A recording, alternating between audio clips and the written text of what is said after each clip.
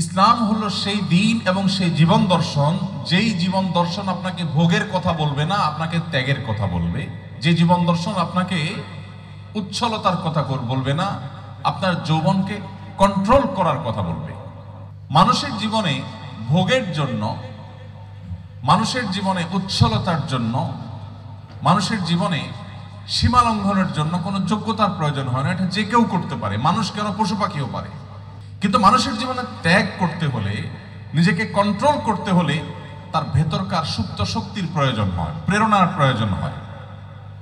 আর এই প্রেরণাটাই ইসলাম দিয়েছে, নবী করিম সাল্লাল্লাহু আলাইহি ওয়াসাল্লাম সেটি দিয়েছে। ভাইরা আমার, যৌবনের এই বয়সটাকে আপনি চাইলে উচ্ছৃঙ্খলতায়, উচ্ছলতায়, উন্মাদনায়, আল্লাহর অবাধ্যতায়, আল্লাহর নাফরমানিতে, নামাজ কালাম না পড়ে, হেয়ালিপনা করে, পাগলামি করে, বিভিন্ন রকমের গুনাহে লিপ্ত হয়ে, অবৈধ সম্পর্ক করে, নানাভাবে আপনার জীবনকে আপনি পার করে দিতে পারবেন। জীবন পার হয়ে যাবে, বরফের মতো গলে শেষ হয়ে যাবে। কিন্তু ইসলাম চায় আপনি আপনার বিভিন্ন অবৈধ আকাঙ্ক্ষাগুলোকে, হারাম আকাঙ্ক্ষাগুলোকে আপনি কন্ট্রোল করা শিখেন। কারণ আপনি যখন কন্ট্রোল করা শিখবেন, তখন আপনি বিশ্ব জয় করতে পারবেন। মুসলিম তরুণেরা যখন বিশ্ব জয় করেছিল, সেই মক্কা থেকে নিয়ে স্পেন পর্যন্ত, আপনি যদি তাদের জীবন নিয়ে অ্যানালাইসিস করেন, দেখতে পাবেন তাদের প্রত্যেকে নিজেদেরকে নিয়ন্ত্রণ করতে শিখেছেন। এই প্রশিক্ষণটা তারা গ্রহণ করেছেন। কিন্তু আজ আমাদের মধ্যে সেটি নেই। যত জীবন দর্শন আছে পৃথিবীতে, কোন জীবন দর্শন আপনাকে ত্যাগের কথা সচরাচর বলবে না। কিন্তু ইসলাম আপনাকে ত্যাগের কথা বলবে, কন্ট্রোলের কথা বলবে, আপনার চরিত্রকে হেফাজতের কথা বলবে। কয়জন তরুণ আছেন যে বুকে হাত দিয়ে বলতে পারবেন, আমার তারুণ্যে কোনো প্রকার অপবিত্রতা স্পর্শ করেনি, হারাম সম্পর্ক আমাকে টাচ করেনি, আমি নিজেকে এখান থেকে বাঁচিয়ে রেখেছি এবং এই সংগ্রামে আমি সফল সার্থক হয়েছি? কয়জন যুবক বলতে পারবেন?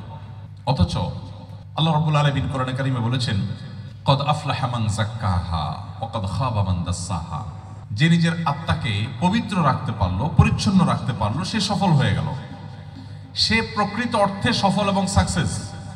আর যে তার আত্মাকে কলুষিত করে ফেললো, সে ক্ষতিগ্রস্ত হয়ে যাবে, নিশ্চিত সে ক্ষতিগ্রস্ত হবে।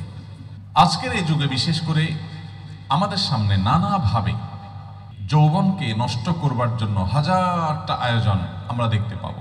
কখনো বিনোদনের নামে, নাটক সিনেমার নামে, নোবেল উপন্যাসের নামে, শিক্ষার নামে।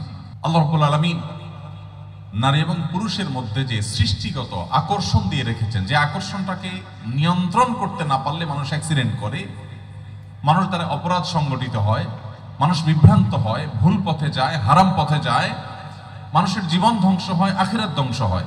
সেটিকে ইসলাম আমাদেরকে নিয়ন্ত্রণ করতে বলেছে। কিন্তু আপনি দেখবেন এটাকে অনিয়ন্ত্রিত করবার জন্য, অবারিত করবার জন্য, উন্মুক্ত করবার জন্য হেন কোনো চেষ্টা নাই যা আজ পৃথিবীতে করা হচ্ছে না।